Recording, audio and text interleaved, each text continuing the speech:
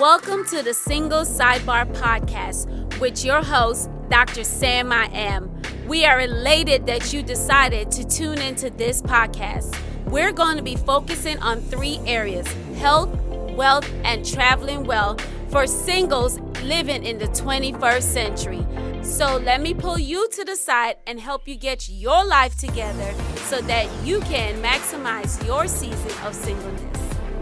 Great evening, great evening, great evening. Welcome to another edition of Single Sidebar Podcast. I am your host, Dr. Sam I Am. I am so excited to be back in the studio, you all. I mean, I love being home, but I really am excited to be back in the studio. And I have 2 of my sister friends with me on this evening.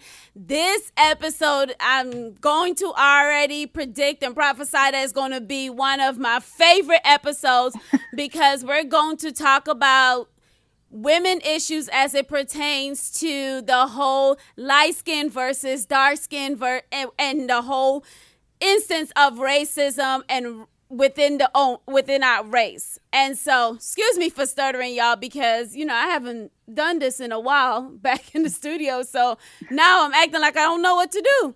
But I have 2 of my dear friends here, Lindsey and Alyson. So I'm going to let Alyson introduce herself, and then I'm going to allow Lindsey to also take some time and introduce herself. Alyson, the floor is yours.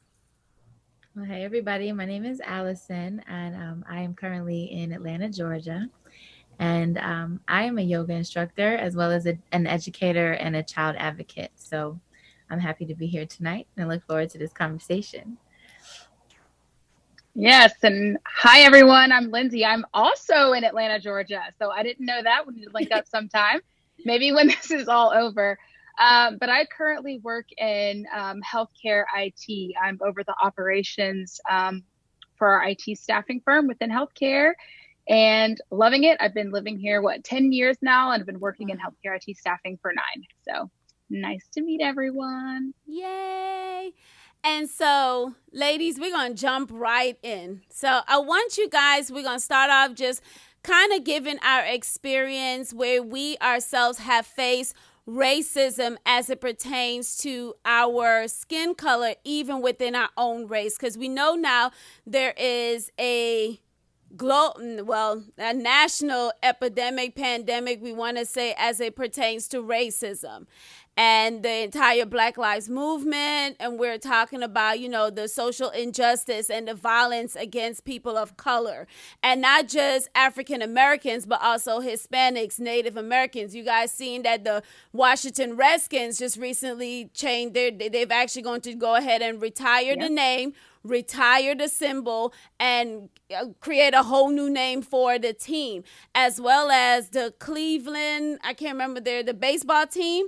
The Cleveland Indians, there we go. They're also considering that. But one of the things that I think we definitely need to talk about is racism within our own race. So if you ladies want to go ahead and share a personal story, whether it be childhood or even in adulthood, where you yourself has faced racism from our own people. Yeah, sure. I can go first. Well, just a little backstory. So I'm from a small town in Ohio, actually. And growing up, I never questioned anything about myself. It's like I knew I was Black. Everyone else knew I was Black. My dad, first Black school board president. My grandma, first Black homecoming queen. And these are, my parents did everything they could to make sure we knew everything about our background. We knew our culture. We were very diverse, even in this very small town when there wasn't a lot of people who looked like me. But I remember as a kid always going on trips out of the state to different places, to different historic museums, just to learn more about who I am and know all about our history. So growing up, it wasn't the issue. It's when I traveled and moved to North Carolina and I went to an HBCU for college, that's when I started experiencing the comments, the what are you? And then when you say that you're Black, it's no, you're not. It's the comments that, oh, well, you would be in the house. It's the comments of, why's your hair like that? Why's your nose so thin like that from my own people. And so it was in my early ages of college, the first couple of years that I started to really experience it and understand. And it made me actually kind of look at myself and be like, well, what's going on? Like I'm Black. Why doesn't anyone else, I experienced racism from white people in my town. So it's like when I went away to college, I was already nervous because I didn't want to leave my Ohio family. But actually in my family, we had a rule. My parents said I had to go out of state for college the first year, and preferably to an HBCU. I didn't want to. I wanted to go where all my friends were going to school. I wanted to go to Ohio State or Ohio University, but our parents made sure that they pushed us out. And I'm super grateful for that now. But it was when it's like you fight the racism from white people in a small town, and it wasn't all the time. But then I'm like, okay, I'm like with my people more and more. And that's when I started experiencing racism from within. So it was a hard time just trying to always have to prove that I'm something that I already knew that I was. Like I found myself carrying around pictures of my family. Like, no, look at my grandma, look, just trying to prove that I was actually Black to people who were like me and who I always thought would be accepting of me. But it didn't happen so easily at first. So go ahead, Lindsey. I'm sorry. No, go ahead. So I'm going to jump in real quick. And you guys know I'm always about candor and transparency. And so my grandmother, Lindsey and I used to be roommates back in, golly, was it 2010? 2010. 2010? Yeah, so her and I were roommates in 2010 prior to her moved to Atlanta. And I remember my grandmother came to visit. My family is West Indian. We're from country named Guyana in South America. And you'll probably sometimes hear my accent comes out, especially when I start pronouncing words, or if I'm upset, or if I'm around my family, you'll hear it. So my grandma, she had came to visit North Carolina the first time she came to see me. And when she met Lindsey, she said, "Where are you from?" And so, I'm like, "Grandma, no, she's Black." She's like, "No, she got something else in her." I said, "Grandma, she's Black. Whether it's 1/8, whether it's 1/16, she's Black." So I mean, there's like no question it. But yeah, even my grandmother had questioned her about that. Where was she from? And so I'll always remember that. I'll never forget that. I had to I'm like, "Grandma, you need to cut it out." And if you know I love my grandma, for me to speak up against her, it was serious. Alyson? Yeah, well, I can relate, but much sooner in my life. My mother is white, and I can say that I vividly remember being treated differently as early as like 4, right? And in my younger years, I grew up in most spaces where the only white person was my mom. Wow. And then I'm very light skinned. So imagine my father, he was a football player. He's a big Black man with an afro from the west side of Chicago, and then me.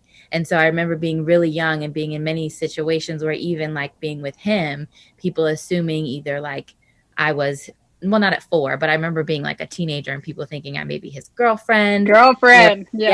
Or being younger and going places with like my aunts and my grandmother and my cousins, and the questions always being like, "Is that really your hair? Can I touch it?" You're so pretty. Well-intentioned things that were being said to me. But even like I said earlier, even as young as 4, I remember almost being like fetishized or completely ostracized. Like, she can't be here, or why is that white girl in the neighborhood? Like stuff like that, which for a child's mind was really confusing to me, because although I knew my skin was very fair, the only other person that I could compare it to that light being my mom. I also didn't grow up in a house where Black, white, and brown was like a common conversation. It was just like Black. And then I remember probably in 2nd grade, my parents were, divorced, and my mother remarried a white man. And we moved to a neighborhood where the only people who weren't white were me and my siblings. So then there was that other extreme of like, people asking me, was my mother really my mother? Where was I adopted from?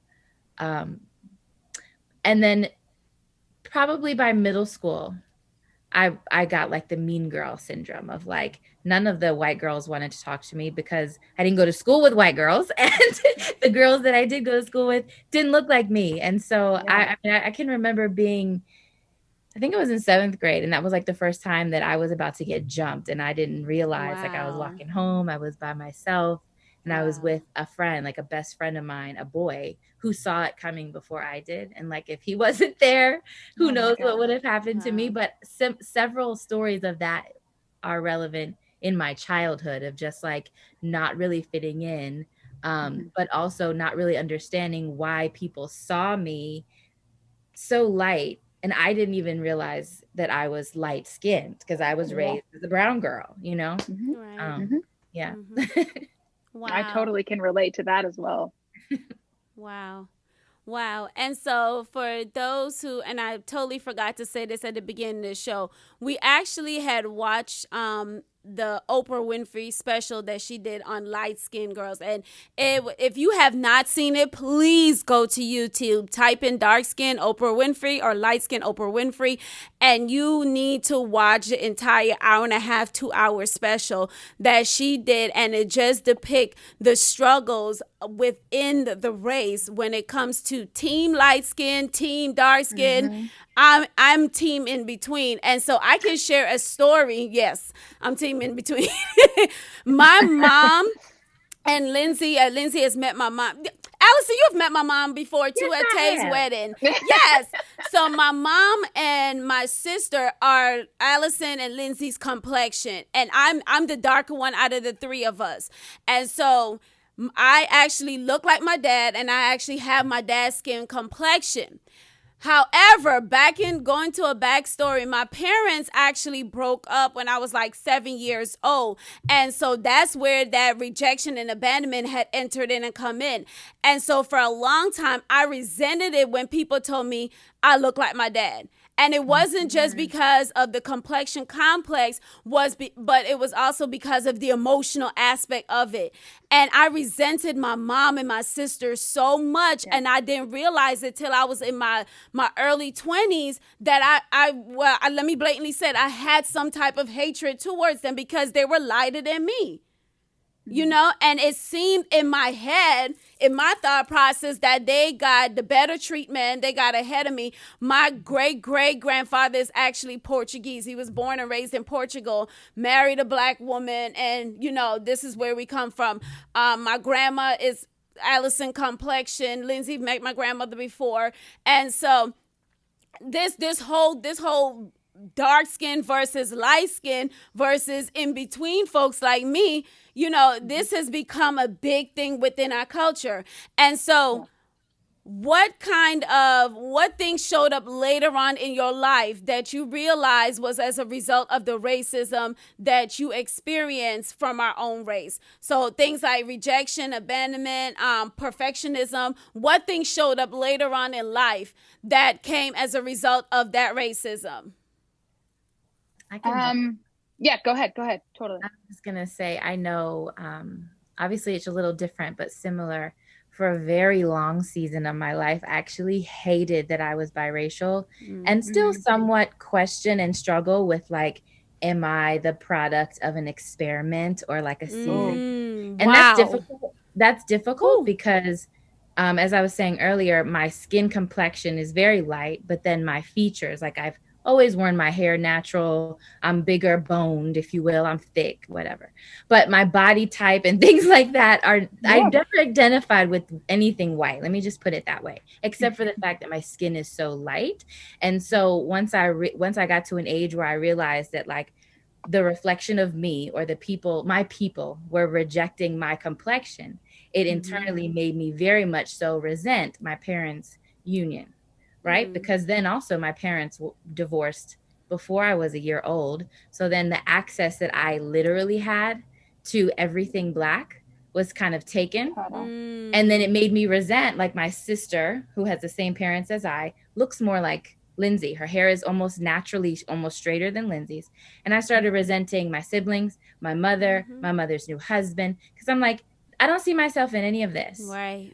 Right. And then now it's putting me in this predicament where like my own people don't see me. My own people in the house don't see me. Right. And now I'm resenting this because similar to what you said, like the abandonment, the lack of access, the lack of acceptance, all these things. And then as I became a woman, right, or a young woman, I started dating and I got married and I had a child, and I started noticing like even the men that I was dating or interested in, it would really bother me when I realized that they had chosen me as some kind of token because of my complexion. Oh, wow. That part. Ooh, that part. Right. I'm about to say that part. Okay. Go there, please.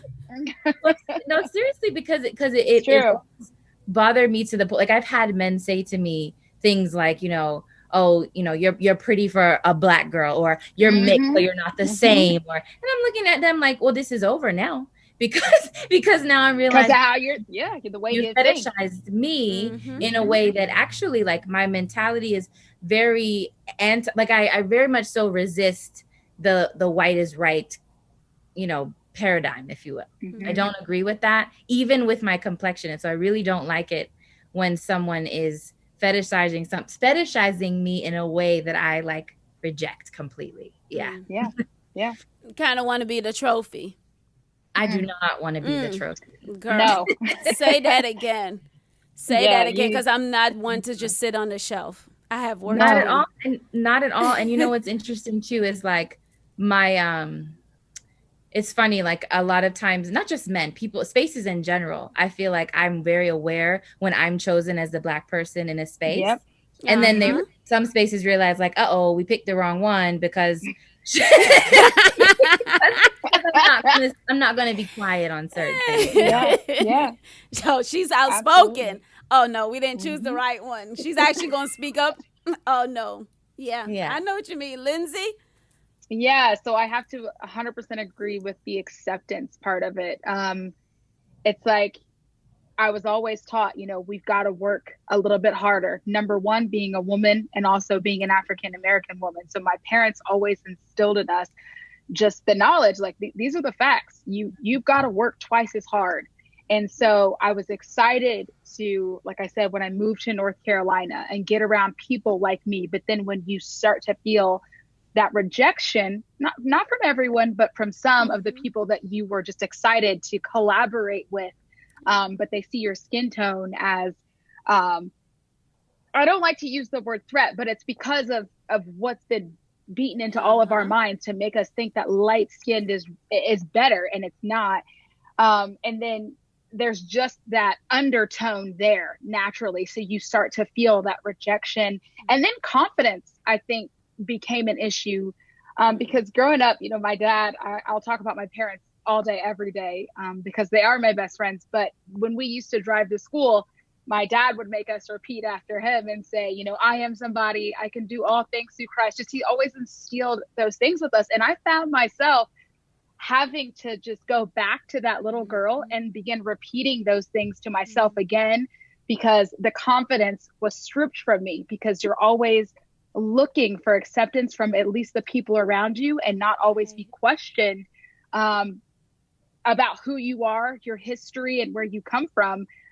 It becomes, it weighs on you. It weighs on your thinking. It weighs on how you move throughout society. And like you said, you start to realize when you get put in spaces, you're picked to be there to be the quote unquote token.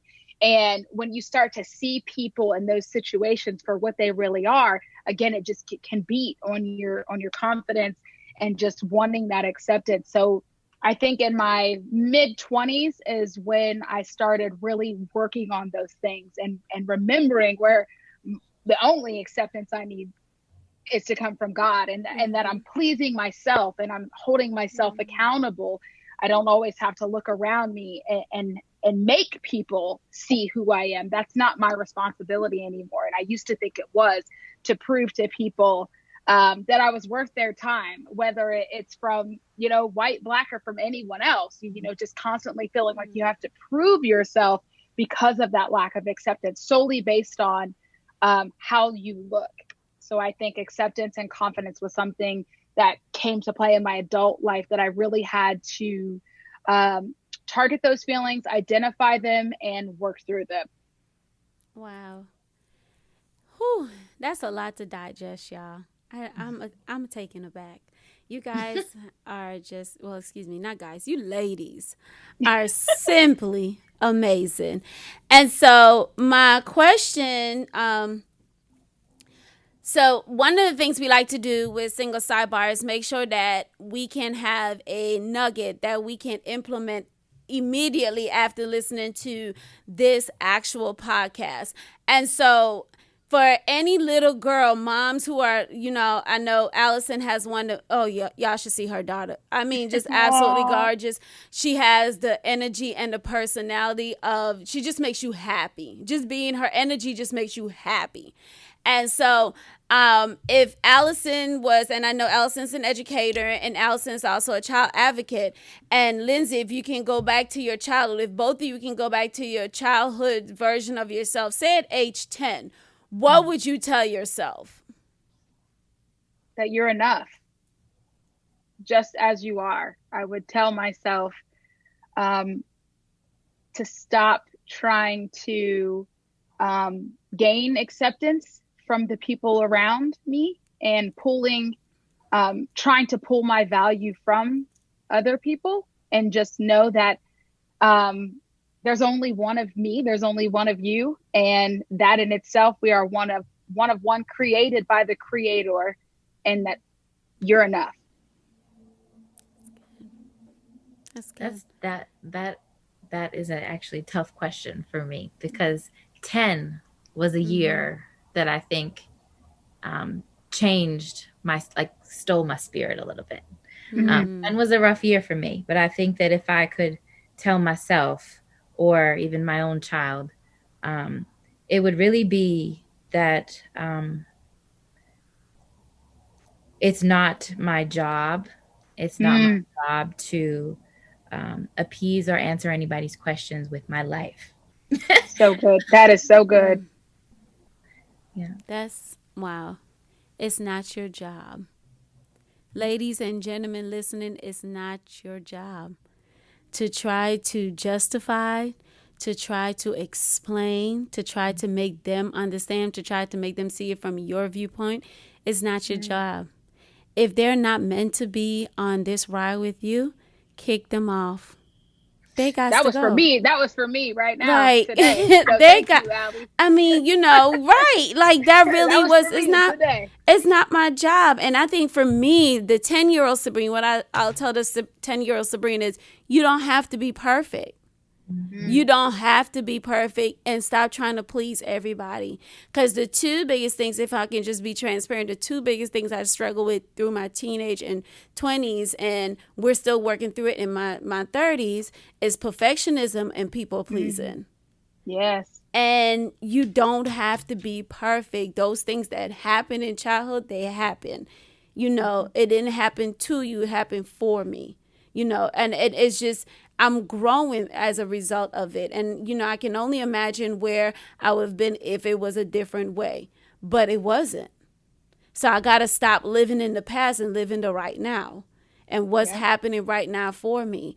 And so, ladies, y'all are amazing. I just want to tell you all that. Thank you so much for clarifying so many things for just not myself, but of course for our listeners. And allowing yourself to be open, pouring out your hearts even on this evening. And I cannot wait to actually get you guys in the actual studio. We're going to make that happen someday. Somehow. Road trip. Yes. Okay. And y'all are in Atlanta. Listen, hey, I've got to come down. Yeah, y'all need to connect. Y'all definitely need to connect. I think it will be such a great divine connection. And so, but I definitely y'all don't understand how much I miss road trips. I'm having withdrawals not traveling. But it's for the best. It's for the best as far as safety. And so, Alyson, let me ask you, think we're going back to school? No. Listen, I can tell you, my kids are not going back to school. So I would rather keep them home for their health and also for their mental well-being. Because Yes. we're down here in Georgia and there's just some things happening that, Right. like, if I can go there, my 12-year-old, she is now in middle school and is going to a school where things are very different. Our prior school was, everyone was brown, teachers, students, everything. And now there's more of a mix and more wealthy white kids. And she straight up asked me, Mom, not what do I do to keep myself healthy and alive, but what do I do if someone says something racist to me? Wow. Will I be mad at her if she punches them in the face? And I said, hey, we're not even going there. Wow. We just gonna stay home and we'll go back if and when I feel it's ready. But I don't think that we as teachers are going back to the classroom. I don't. Yeah. And it's for, you think about it, and Alyson, you work with the babies. I told them babies make me scared. The young ones make me scared. I'm a high school person. I like people who I can watch eye to eye. And so, you just imagine somebody 4 years old trying to remember to wear the mask. I can't touch my friends. I can't play in the sandbox together. I have to do this. I have to do that. It's so many restrictions. So, like, how are we really teaching them about proper social wellness, emotional wellness, mental wellness? There's a lot of things that you have to deal with. And then I still have to sit down and learn your ABCs, your 1, 2, 3s, how to read. That's a lot. Yeah. And I don't know about you, but I know, like, I'm very hands-on with my kids. Like, exactly. My relationship with being able to teach them ABCs is being able to hug them too. And exactly. And I can't do that. Yeah. Let's just not even bother with it. Even in high school, they need a hug. So yeah. But my loves, thank y'all so very much for joining us this evening. Your candid conversation really helped to bless someone, and I know it's probably healing somebody right now. And so I love y'all, ladies and gentlemen. If you didn't take anything away from this evening, this is your tip. You don't have to work for it. You don't have to work to prove anybody. Well, Alyson told y'all, you don't have to do all that. Okay, just be you. Just be you. All right. And you are enough. As Lindsey said, you are enough. You don't have to be perfect and you don't have to please people. Just be you. Be who God created you to be. Thank you for joining us for another episode of Single Sidebar Podcast. I am your host, Dr. Sam I Am, and we are out for the night. Love you guys. Thank you. Love you. Bye. Thank you for joining us for today's episode of the Single Sidebar Podcast. It is our hope that you took away something from today's episode that you can immediately apply to your life. Make sure that you follow us on Instagram at the Single Sidebar Podcast or at Dr. Sam I Am 1 if you would like to continue the conversation from today. We do hope that you are able to join us for our next episode.